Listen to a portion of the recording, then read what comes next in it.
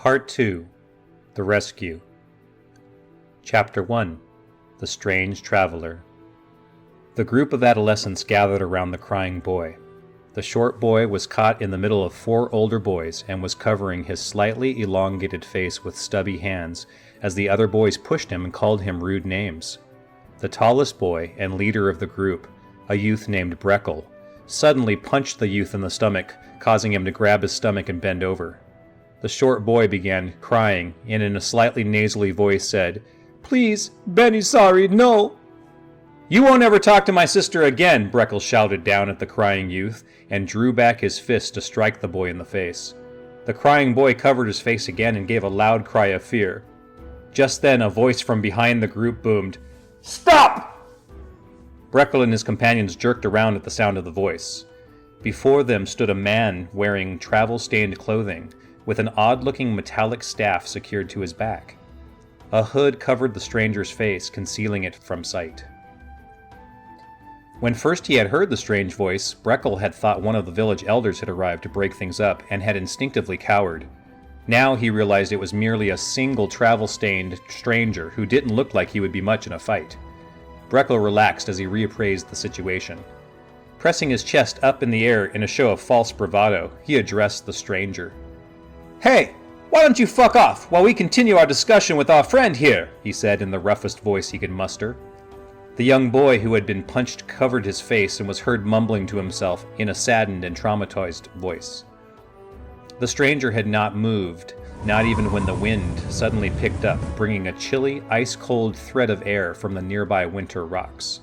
The temperature in the immediate area suddenly plummeted, and the 4 youths all began to shiver as the chilly air enveloped them. "What do we do, Breck?" whispered his best friend Court. Breckle noticed that Court and his other 2 companions, Journal and Fenny, were looking at him for a signal. He was shivering and was about to tell his friends to attack the stranger when the man suddenly made a small movement. The man flicked his fingers and uttered a guttural-sounding word in a different language. Just then a shrieking noise began to be heard in the air above their heads, which made Breckle's hair stand on end. The strange energies that manifested in the air above their heads created an atmospheric charge to build up, and in that moment, a lance of pure white lightning sliced down through the sky and struck a nearby tree trunk, causing all but the stranger to flinch. The strange man dropped a small travel pack upon the ground beside him. "Move on, right now," hissed the traveler's voice from within the hood. The man's voice was strained, as if its owner was struggling to control something. His outstretched hand had formed into a fist and was quivering with unspent tension. All sound quieted around the group of young men. Just then Fenny started laughing. "He thinks he can take all of us, Breck," said the ruffian. Breckle would remember the next few moments for the rest of his life. For the barest of moments, he caught a glimpse of the stranger's eyes just as the stranger started to move. There was a diamond-shaped tattoo under the man's left eye. With a shriek of wind, the dark stranger suddenly shifted out of sight, and the next moment an explosive burst of wind caused Fenny to be pushed backwards through the air as if he had been struck in the chest by a large object. The stranger was standing motionless in front of where Fenny, a moment before, had been, with a strange metallic staff held out in front of him. The weapon was lightly vibrating and giving off an electrical hum. Breckle could have sworn the stranger had moved faster than he was able to see, and did not remember seeing the man take out the weapon that was now held clearly in his outstretched hand. The strange weapon was pole-arm length, with a fist-size oval at one end and a spiked point at the other.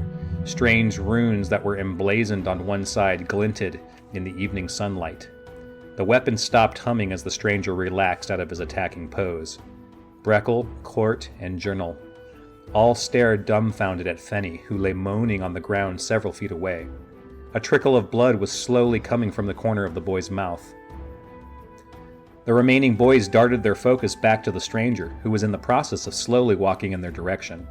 His body was tensed and coiled, with each step towards the others creating a sensation of building hostility that could be felt coming off from the stranger. The chilly night wind began to take on a wailing noise as the traveler approached them. Breck felt like running away then, but could only stand and stare as he watched the next moments unfold before him. He noticed the expression on Court's face and knew that unless he said something, Court would try to injure the stranger in retaliation for Fenny. "Wait!" he said in a weak voice, but it was too late, for he and Journal were already rushing at the man. The wind began shrieking all around them as Court and Journal rushed the stranger, blowing dust and debris from the ground in a wild circle of chaos. The hooded man raised his right arm and pointed a finger at the two young men rushing toward him, and uttered another arcane word in the same language as before. Just as he finished speaking, something akin to a booming sound exploded in the direction of the running boys. As the explosion occurred, the wind picked up even more violently and sounded as if many creatures were shrieking all around them. The dust and debris blinded the young men, but completely avoided the stranger, who slowly walked among them, untouched within the dust storm. Suddenly, Journal began clawing at his eyes and bent over while screaming, "I'm blind! I'm blind!" And the approaching stranger artfully swung his humming staff at Journal, sweeping him off his feet, then with a quick twist of his body, followed by slamming the boy's body down onto the dirt ground. All air rushed out of Journal as he struck the ground and lay gasping for air. At that moment, Court ran up at the stranger and grabbed his outstretched arm. With the wind blowing all around them, the stranger seemed to shift again and was suddenly standing behind Court with the rounded end of his staff pressed into the side of Court's neck. Court began screaming, and blood began to trickle from his ears. The stranger released him, and the ruffian fell to the ground and began retching on his hands and knees. Breckle had seen enough. He wanted to help his other friends, but his resolve failed him, and he sprinted towards the nearby tree line that separated the outskirts of the nearby village and the great forest that was used for hunting game. Just as he was about to pass the tree line, he heard a vibrating sound coming swiftly towards him from behind when something hard struck him in the back of the head.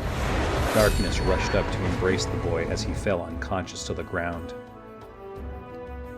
The stranger walked over to Breckle and picked up the silent techno-staff that he had thrown at the unconscious youth. He stood over the bully and held the staff with both hands, struggling with the part of him that felt like ending the boy's life. A voice inside the stranger's head slithered, "Kill it." The staff began humming once again as it filled with manifested attack energy. Just then he remembered his master's calm voice and began bringing his breathing under control. The staff fell silent as he turned away from the youth, and he began taking slow, deep breaths, trying to bring his rage under control. As his breathing slowed, so did the wind, and the temperature finally returned to normal, until all was quiet as it was moments before. In all the commotion, the stranger's hood had fallen askew. Beneath the hood, a young man of around 25 years of age could be seen. He had a ruddy complexion, was of medium height, and full-bodied with hard musculature brought on by many years of physical labor. His hair was sandy brown and long, hanging well below his shoulders, but held back in braided connectors that appeared to be made of leather. The man breathed a sigh of relief as the last feelings of rage left him. He unconsciously reached up to scratch at the darkened pigment birthmark under his left eye and stood up to check on the boy the ruffians had been bullying. It had been their act of cruelty toward the smaller one that had triggered his rage. Sliding the now silent metallic short staff into its makeshift sheath on his back, the man began walking back toward the stunted boy that the bullies had been picking on. As he walked, he looked at the ruffians he had dealt with. The youth called Journal was stumbling around the quieted area, apparently still blinded by the dust storm that had occurred moments before, and was moaning while trying not to fall. The boy Court had finished retching onto the ground and scrambled away from the ruddy man as he approached. Breathing heavily, the bully jumped to his feet and ran off in the direction of the nearby village. His friend Fenny lay upon the ground and was semi-conscious from the concussive effects of the stranger's first blow. The stranger approached the crying boy the group had been bullying. He saw a short boy in his late teens with light straw-colored hair. The boy wore a homemade tunic of homespun wool and leggings. He was barefoot and had dirty hands and feet. The young man had apparently been carrying a large sack of eggs that now lay on the ground near him, a ruined mess. He was still crying with his arms covering his face. Through the sobs, the stranger could hear the boy say in a nasally voice, "No talk to Sister Bennymore! No talk to Sister Bennymore!" The stranger was momentarily overcome with an uncommon feeling of compassion for the young man, who was obviously not fully in his right mind and who apparently had not noticed the fight that had just transpired. He gently reached out and touched the crying young man's shoulder and spoke in soothing tones. "Hey, it's okay now. Those boys are done," he said to the boy in a gentle tone. The young man peeked out from beneath his arms and took a quick look around, seeing the remaining boys slowly collecting themselves and leaving the area by various routes. "Where Breck? He and Court punched Benny in my tummy," said the boy loudly, in a strange mixture of words and phrases. "I don't think you'll need to worry about them for a while. Why don't you go home now?" the stranger said. "Okay," the youth said in a saddened tone of voice and began wiping his eyes as he stood up. Just then he looked down at his ruined bag of eggs and started crying again. "No eggs for Auntie's dinner," the young man sobbed. The crying young man knelt by the bag of ruined eggs and began to use his hands to try to scoop the mess together. "Auntie's dinner! Auntie's dinner!" he intoned in between sobs. Overcome with even more compassion for the small boy, the stranger had seen enough. In an attempt to comfort the crying young man, he pulled him gently into an embrace. The young man immediately lay his head against the stranger's shoulder while sobbing in a loud, braying noise, obviously traumatized by the bullying that had occurred. As he held the crying man, the traveler was reminded of a night when he was young and had been crying. As he held the crying young man, the stranger began to quietly hum an old song he had learned from his master to calm the young man. After a time, he stopped humming and asked the boy, "What's your name?" "I Benny," the young man said, as tears and snot ran down his dirty face. In a saddened, nasally voice, the boy continued, "Benny's supposed to bring eggs for Auntie's dinner, but Benny get beat up by boys and drop eggs. Benny can't do none right, none right." The young man brayed his sobs into the night air with his head still on the stranger's shoulder. The stranger gently rubbed the crying man's shoulder and continued to hum the soothing melody that his master had once sung to him. He began to rock the young man slowly from side to side while he quietly hummed the melody of the song. As he sang, the stranger gently pushed on several pressure points in the crying man's shoulders before finally gently resting a hand on the young man's head. The man finished the quiet song, then whispered in a strange language with his hand resting gently upon the young man's head. He held the young man for a time, gently whispering soothing words and swaying slowly back and forth. The young man had become limp in the stranger's arms and had stopped crying while the stranger provided the healing ministrations his master had once taught him. After a time, the stranger brought calm to the boy called Benny and picked up his small travel pack from the ground. He pulled out a small travel canteen of water and, using a clean cloth, cleaned the young man's face of tears until he was smiling. Together, the two men set off in the direction of the small village nearby that lay on the border of the great northern forest of old Canada. The night had quieted down into the perfect temperature of a spring twilight, and the area around the two men became peaceful as the stranger quietly hummed an enchanting melody while they walked. As they journeyed into the village outskirts, Benny asked in his nasally voice, "Hey, what your name is?"